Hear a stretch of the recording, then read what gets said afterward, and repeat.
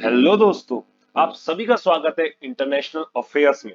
अगर आपने चैनल को सब्सक्राइब नहीं किया है तो अभी सब्सक्राइब करें और बेल आइकन को दबाना ना भूलें। तो आइए शुरू करते हैं।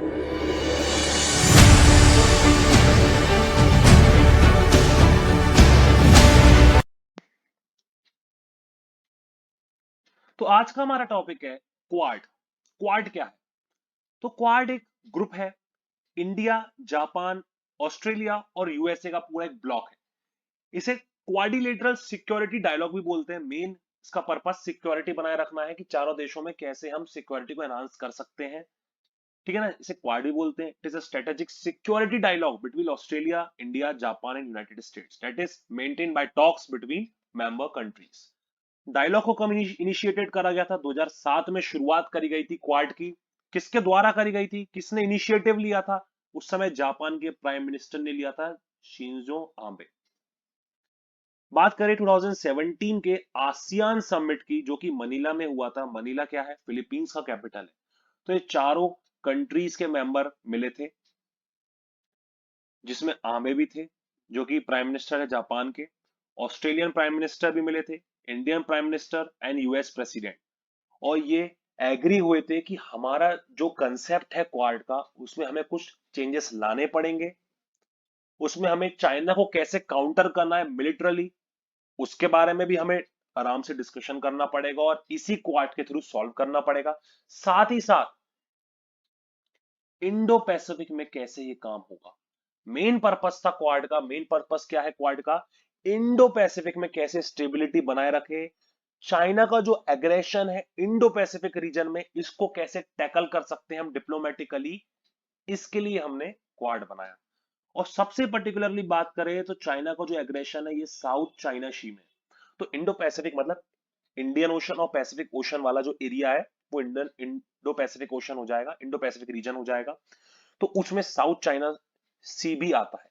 तो वहां पर क्या होता है कि चाइना का बहुत ज्यादा एग्रेशन रहता है, जिसकी वजह से दूसरी कंट्री सफर करती है। तो उसको टैकल करने के लिए ये ग्रुप बनाया गया।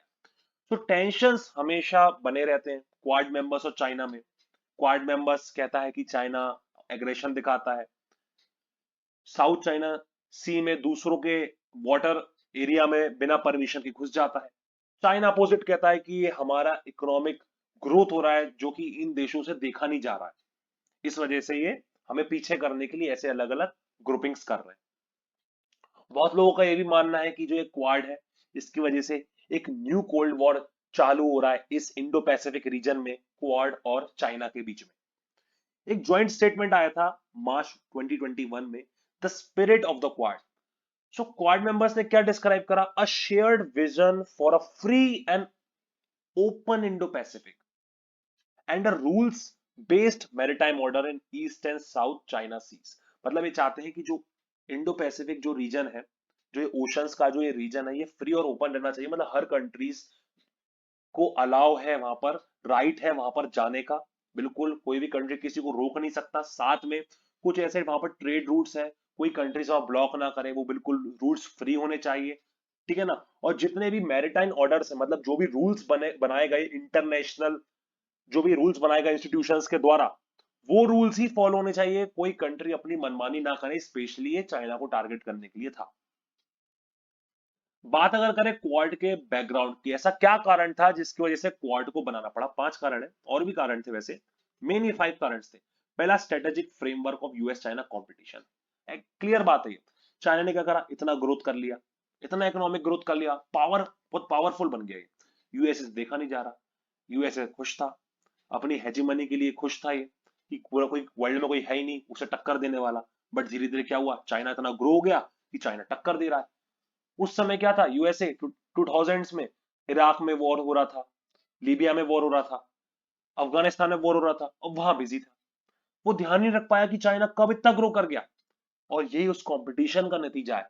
यूएसए ने ये क्वाड बनाया उसको टैकल करने के लिए। सेकेंड रीजन ये भी है कि इंडिया यूएसए का मिलिट्री रिलेशंस काफी अच्छा हो गया। इस वजह से इंडिया और यूएसए में काफी कॉपरेशन बढ़ गया। कब से बढ़ा ये भी आप समझ सकते हैं कि 1991 के बाद ही बढ़ा, जब लिबराइजेशन आया था। इंडिया ने अपने मार्केट्स को ओपन कर दिया था कि दूसरी की देशों की कंट्रीज भी आ सकती है अपना प्रोडक्ट्स सेल करने के लिए, अपनी सर्विसेज प्रोवाइड करने के लिए। तीसरा कारण ये भी माना जाता है ट्राइलेटरल सिक्योरिटी डायलॉग। ये ट्राइलेटरल सिक्योरिटी डायलॉग कुछ और सालों से चल रहा था पहले से, ऑस्ट्रेलिया, जापान और यूएसए में। तो उसका भी कारण है क्वाड को बनाने का। 2004 की जो सुनामी आई थी, उसमें जो कॉपरेशन हुआ था, इन कंट्रीज ने साथ में कॉपरेट करके इस सुनामी में जितने भी सफर करे थे लोग, उनको राहत पहुंचाई थी।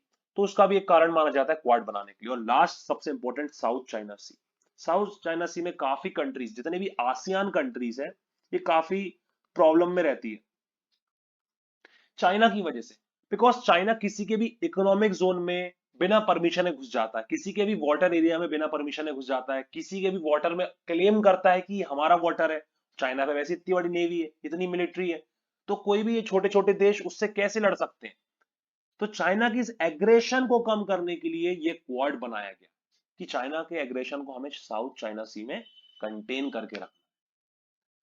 तो मुझे लगता है कि आपको क्वाड का अच्छा नॉलेज हो गया होगा। तो मिलते हैं फिर अगले वीडियो में, तब तक के लिए tata, bye bye and all the very best.